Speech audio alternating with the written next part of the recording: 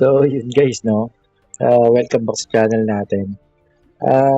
Guys, itong video natin, tulong lang natin to dun sa kaguild natin na sa new server, no? 627. Yung leader kasi ng guild, ng scam ng MUC, may mura lang naman yung halaga, 120 pesos. Actually, di malaking bagay. Pero, for awareness na lang din. Tsaka, kaya ko siya gustong i-content, Kasi ganito rin yung ginawa ng leader namin dati sa 527 kung naaalala ko. Yung mga original na 527 dati, meron kaming leader sa guild namin sa Rulers. Ganun din yung ginawa niya. Na-scam din siya ng mga MUC sa mga member. Tapos bigla rin nag-quit.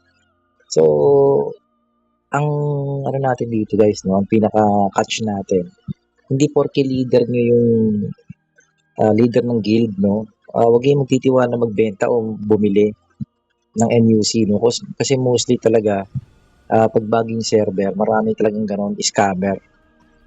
So, ang pinakamaganda nyong gawin, kung talagang seller kayo, o talagang buyer kayo, halos paabutin nyo siguro ng 1 month, tapos makikita nyo din naman siguro sa character kung talagang buyer o seller siya eh. Guys, normally, pag kayo ang buyer, so huwag kayong papayag na GC first, Ang gawin nyo, lagi kayong bid first. Kasi kilala nyo naman sarili nyo na hindi kayo mang-scam. Ngayon, kung kayo naman ng seller, okay din na mag-bid first kayo kung seller kayo. Titingnan nyo naman yung sino yung bibili sa inyo. I-confirm nyo ng mabuti. Kasi makikita nyo rin naman kung nasa top rank kaya. Tapos, depende sa mga items niya. Mostly, yung mga spender talaga naman, makikita nyo rin naman sa character nila. Na talagang bibili sila ng MUC.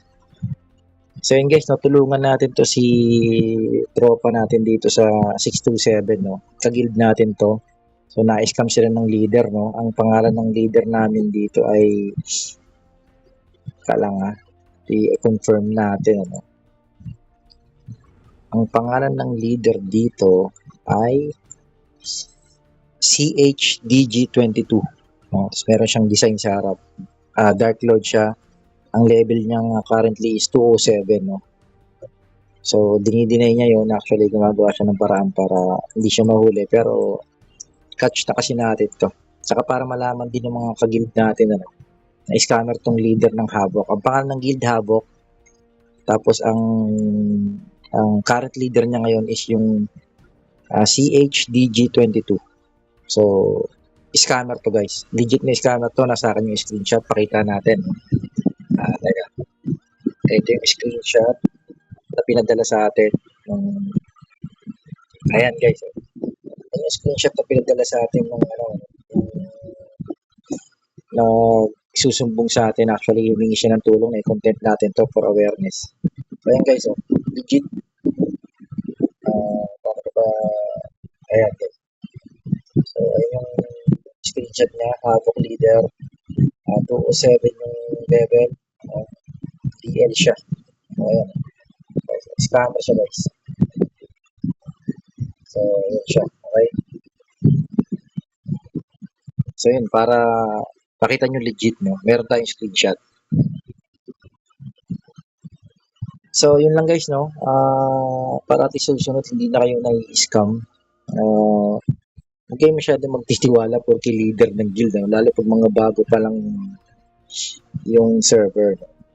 GG talaga kayo. So, pinakamaganda nyo gawin, ulitin ko, kapag kayo ay seller, i-double check nyo yung character, yung mga items niya. Normally, yung mga nasa top 1 to 5, tsaka makikita nyo, yung mga gamit, may madalas, yung mga spender, may mga tiger na yan, ganyan. Tapos, pag kayo naman ay buyer, huwag kayo papayag na GC first, lagi bid first kayo. Okay, so yun. So guys, yun yung for this video, scammer alert yung video natin na to. AGL S527 sa Gabel. Sana matulungan natin tong kaguild natin, na sa new server. Actually, new server to. Hindi ko sila masyado mga kilala pero gusto natin silang tulungan.